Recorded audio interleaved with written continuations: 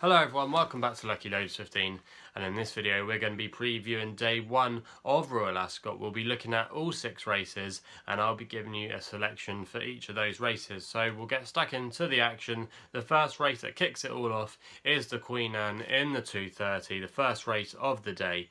And we're going to go for Century Dream here, which I've managed to find 28 to 1. And some of you are probably thinking, Chris, why are you not going for Rhododendron or Ben Battle? Well, I think Ben Battle's got a good chance, but I would be keen to take those two on because I think this is a bit more of a wide open race than it first appears. If you look at it, there's a few foreign raiders coming over. You've got the likes of Yoshida. There's also as well a few American horses and that coming over.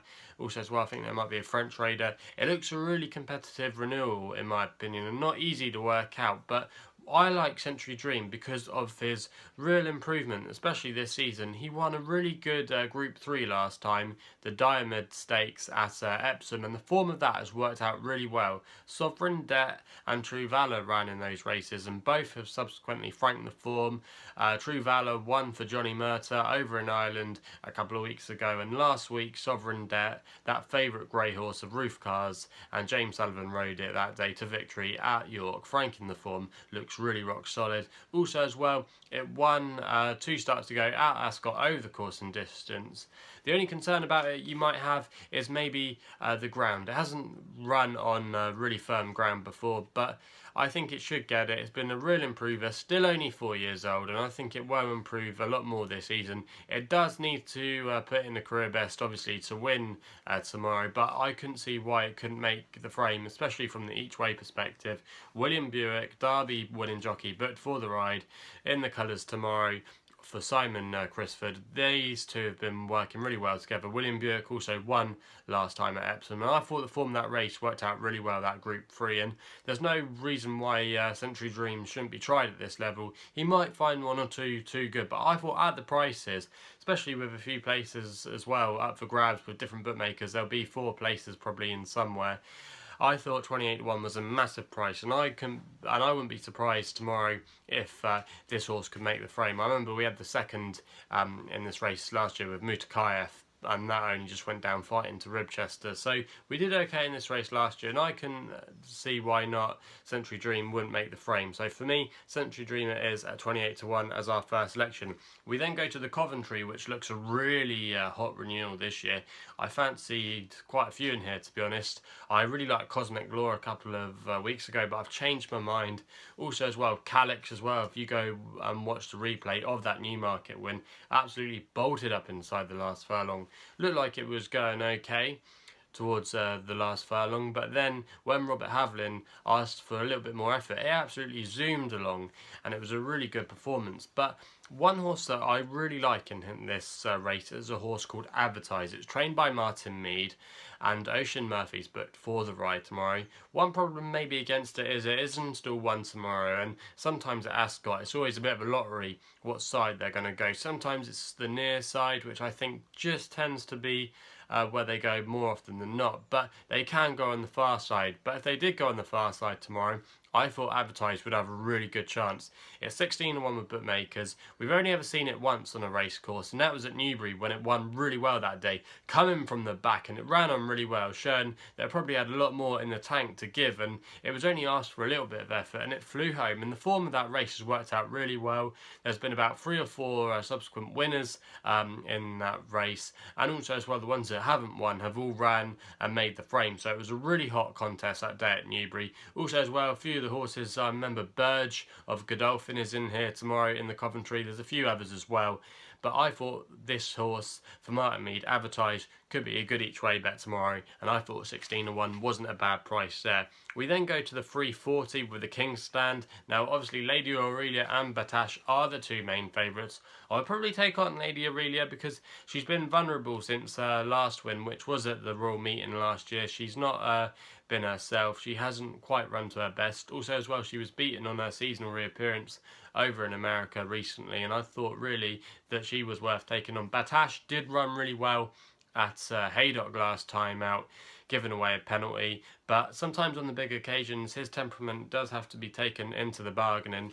But one horse I did like that ran really well at Haydock that day, and I think he's got a good chance tomorrow of at least making the frame from each way perspective, is Washington DC, trained by Aidan O'Brien and Donacha O'Brien, who's really been the man of the moment this year. Obviously, he won with Saxon Warrior in the 2000 Guineas, and he also won the Oaks, which we tipped up the winner in that Forever Together. So he's been riding the big horses on the right occasion, and I thought tomorrow Washington DC could maybe spring a surprise.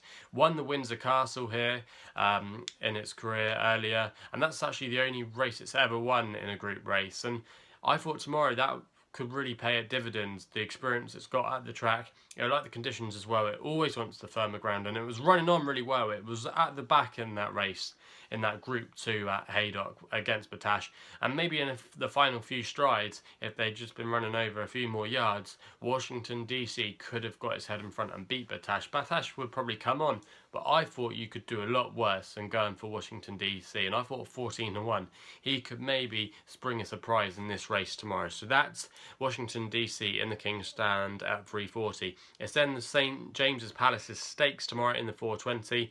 Again, looks a very competitive race. You can make a case, obviously, for Without Parole. Also, as well, Tip to Win, I think, is probably the danger to our selection. But I quite like Romanised. I thought he did it really impressively, winning the Irish 2000 Guineas, beating US Navy Flag, Gustav Klimt, all the Aidan O'Brien runners over there really comfortably. It's trained by Ken Condon, and Shane Kelly is booked for the ride tomorrow. Now, I should say Shane Foley is booked for the ride tomorrow. Obviously, these two... obviously, they're not the most high-profile names, and if it was trained by a bigger stable, he would probably be a lot short and probably would be favourite. But that was the first time he'd ever ran over a mile over at the Garo last time up, and I thought that was the key to this horse. It suggests in its pedigree that it will like going up in trip to the mile, and it's going to be running over that again tomorrow. And I thought, really, at 6-1, he could be a good each way bet. I could definitely see him making the frame, and if he can run anywhere near that ability he ran in the Irish 2000 Guineas, I couldn't see why he couldn't take all the beating tomorrow. And for me, I thought he wasn't a bad selection in the 420, but I did think it was quite a hard race to work out. We then go to the 5 o'clock, the Ascot Stakes. I like this race. It's over 2.5 miles. It's the longest race on Ascot's day one. And I thought tomorrow, there's a horse in here that's 66-1, and it's called Garo de Juilley. That was really interesting contender. 66-1 with bookmakers at the moment. It's trained by Sophie Leach, and Liam Canary is booked for the ride tomorrow. Now, a lot of you are probably going, who's Sophie Leach? Who's she? Well, she's normally a jumps trainer, but she recently acquired this horse from Paul Nicholls.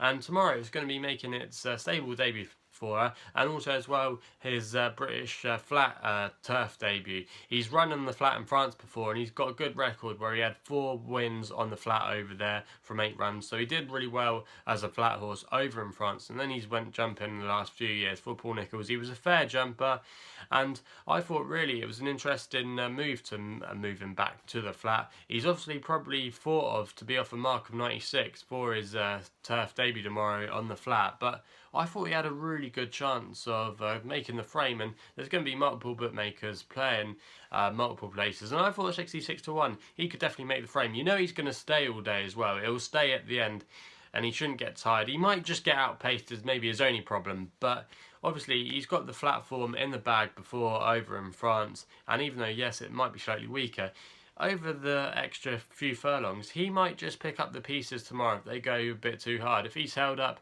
he could be an interesting one, maybe coming into the home turn if he's still there on the bridle. But obviously it's a big ask for him to do it at this level, but why not? He could, if he was trained by Paul Nicholls, saying they moved him over to this race, he probably would have been a 16 or 20-1 shot. So it'd be interesting to see how he does tomorrow. But I thought Garo de Juilley could be an interesting selection on day one of Royal Ascot. My nap of the day would be in the Wolferton, the last race, and that's Mirage Dancer. 7-1 best odds I've seen out there. Trained by Sir Michael Stout. James McDonald booked for the ride. This horse won a listed event at Goodwood last time, but the form of its race before that here at Ascot has been really well franked. You've had the likes of Saloween ran a cracker in the Coronation Cup at Epsom, giving Cracksman a run for his money, and God Given as well of Luca Kamani went and followed up by winning at Haydock recently. So the form of that race worked out really well. Ran well at the Royal Meeting last year by Frankel, great sire. Still won as well, perfect draw over the mile round the bend at Ascot. And I thought tomorrow it could take a really lot of beating, and was the one that you probably want to be with if you had to have one bet on the day at Royal Ascot. So they're the selections for day one of Royal Ascot tomorrow. Let us know what you're going to be backing tomorrow in the comments box below. Also as well, please subscribe to the channel if you haven't done so already, where you can find more Royal Ascot videos throughout the week. So please subscribe to the channel if you haven't done so. Also as well, go and check me out on Twitter, which is at LuckyLoads15, where I do all my social media work. So go and check me out over there if you haven't done so already. So that's all I've got to say. Please gamble responsibly. Hope we can have a good day one of Royal Ascot tomorrow, and we'll be seeing you soon.